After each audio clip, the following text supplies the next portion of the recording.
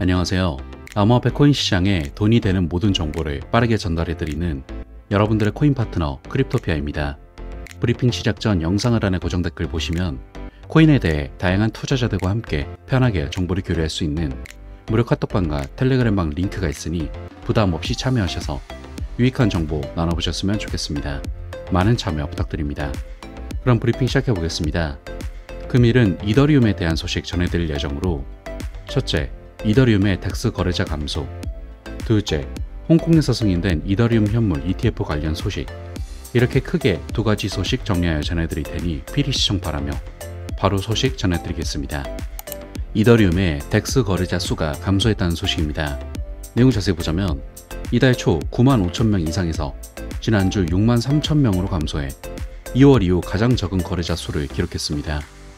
3월 초 광범위한 암호화폐 랠리 속에서 거래자 수가 증가했었는데 특히 여러 체인에 걸친 분산형 교환에 도움이 되는 밈코인에 중점을 두었죠.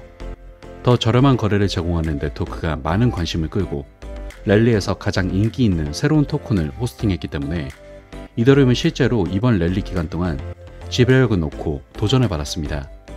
하지만 물론 이더리움은 덱스 거래자 수와 덱스 거래량이 2023년 3월 이후 최고치를 기록하면서 여전히 랠리의 영광을 누릴 수 있었기도 했죠.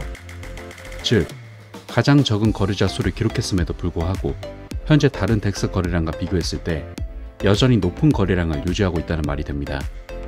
그리고 이더리움의 추세는 분산형 거래소 시장의 전반적인 둔화를 보여주는 신호인 것 같다고 보여지는데 우선 GMCI 밈 지수는 여전히 상위 30개 레이어 1, 레이어 2 지수는 물론 비트코인 및 이더 자체보다 훨씬 뛰어난 성과를 거두고 있는데 3월 말 지수는 전년 대비 300% 이상 상승했지만 4월에는 급격한 하락세를 보이고 있습니다. 더불어 CEX의 현물 거래량이 4월 중순에 증가한 것은 주로 중동 분쟁에 대한 우려로 인한 자산 매도 때문이었지만 덱스는 같은 반등을 보지 못한 것으로 보이는데 현재 시장은 지정학적 긴장이 시장을 짓누르고 있을 뿐만 아니라 미국의 지속적으로 예상보다 높은 인플레이션 데이터로 인해 트레이더들은 연준의 금리 인하 폭이 줄어들 것으로 예상하고 있어 시장 분위기는 생각보다 긴장감이 고조되고 있는 상태이죠. 하지만 여기서 이더리움에 있어 중요한 호재로서 홍콩 최초의 비트코인 및 이더 ETF가 4월 30일에 거래를 시작할 예정을 알렸다는 것입니다. 홍콩 증권선물위원회는 4월 30일 거래를 시작할 첫 번째 현물 비트코인 및 이더 ETF를 공식 승인했습니다. 이는 홍콩의 암호화폐 시장 발전에 있어 중요한 이정표인데 승인된 홍콩 기반 ETF의 첫 번째 배치에는 중국 자산관리에 비트코인 및 이더리움 기반 ETF가 포함되며 4월 30일부터 거래가 시작되죠. 중국 자산관리의 디지털 자산 및 패밀리 오피스 운영 책임자에 따르면 ETF는 소매 및 기관 투자자에게 규제된 프레임워크 내에서 기본 디지털 자산에 참여할 수 있는 보다 안전하고 편리한 옵션을 제공할 예정을 알렸는데 그가 말하기를 현물 기능은 전문 펀드 매니저와 규제 관리인이 관리하는 완전히 규제된 ETF로 코인을 쉽게 전환할 수 있게 함으로써 코인 보유자를 끌어들입니다. 홍콩의 기관 자산 배분 및 소매 거래에서 ETF 채택이 증가함에 따라 우리는 우리 상품에 대한 강력한 수요를 기대합니다. 라고 기대감 있는 멘트를 전했죠. 여기서 홍콩은 4월 30일 비트코인 3개와 이더리움 기반 현물 비트코인 ETF 3개를 출시할 예정으로 미국 현물 비트코인 ETF가 사용하는 현금 창출 방법과 달리 홍콩은 ETF에 대한 현물 창출 모델을 제공하여 BTC 및 이더를 사용하여 새로운 ETF 주식을 형성할 수 있도록 할 계획입니다. 여기서 이게 중요한 이유는 홍콩의 현물 ETF 메커니즘은 관리 자산의 성장과 수수료 경쟁을 촉발할 수 있게 되기 때문인데 홍콩은 거래가 현금으로만 이루어지는 미국과 달리 ETF의 현물 생성을 목표로 하고 있기에 미국에서는 현금 유입, 비트코인 ETF 유출, 홍콩은 비트코인 유입, ETF 유출을 목표로 하고 있습니다. 이는 시장의 기회가 될 수 있죠.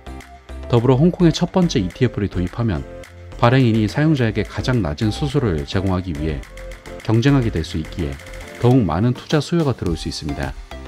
여기서 물론 비트코인과 이더리움의 ETF에 있어서 비트코인의 많은 ETF 물량이 흡수되긴 할 것이지만 그래도 이더리움으로 흡수되는 투자 물량도 있을 것이기 때문에 이건 당연한 호재로 다가올 수밖에 없습니다. 이에 대해선 일전 비트코인 현물 ETF가 승인되었을 당시 시장이 꾸준히 상승했던 걸 생각해보면 알 수 있는데, 물론 이더리움이 그 정도의 자금 유입량과 상승량을 보여주기는 어려울 수 있겠으나 어차피 대장인 비트가 오르면 이더도 탄력을 받고 오르기 때문에 결과적으로 이더리움의 가격을 상승시킬 수 있는 기분 좋은 호재로 체크할 수 있죠. 더불어 차트적 분석으로 이더리움의 4시간 차트에서 최근 데드크로스가 형성되어 단기 약세 심리가 굳어졌습니다. 그러나 이더리움의 상승 모멘텀을 유지하며 0.382 피보나치 저항선인 3,320달러를 돌파한다면 이평선이 골든 크로스 오버를 형성할 수 있는데, 이러한 전개는 단기적으로 강세 추세로의 복귀를 알리는 신호일 수 있고, 또한 현재 지표는 강세 전망으로 기울고 있습니다. 또한 MACD 히스토그램은 상승 궤적을 그리며 MACD 선의 강세 크로스 오버와 함께 상승하고 있으며 RSI는 중립 영역에 머물러 있으므로 차트적으로도 긍정적인 신호가 나오고 있다는 걸 체크해 볼 수 있습니다. 자, 여기까지 다양한 이더리움 소식 살펴봤습니다. 금일 전해드린 소식의 핵심으로, 첫째, 이더리움의 덱스 거래량이 저조하지만 그럼에도 불구하고 다른 코인들에 비해 좋은 모습을 보여주고 있다.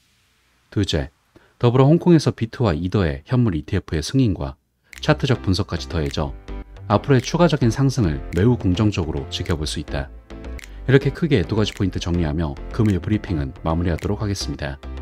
마지막으로 이더리움 매수를 준비 중이신 분들은 갑작스러운 반등에 따라가는 전형적인 개미들처럼 투자하지 마시고 여러가지 정보를 취합해 보면서 상승 이유와 흐름을 보고 진입하시면 좋을 것 같습니다. 하지만 대부분이 전업 투자를 하시는 게 아니다 보니 항상 이슈를 찾아보고 확인하느라 한 발 늦는다고 생각하시는 분들이 많을 것 같습니다.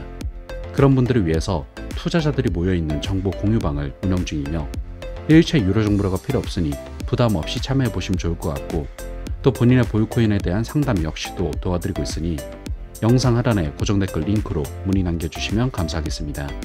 항상 구독자분들과 같이 토론하며 유익한 소통 채널이 되고 싶습니다. 많은 참여 부탁드립니다. 감사합니다.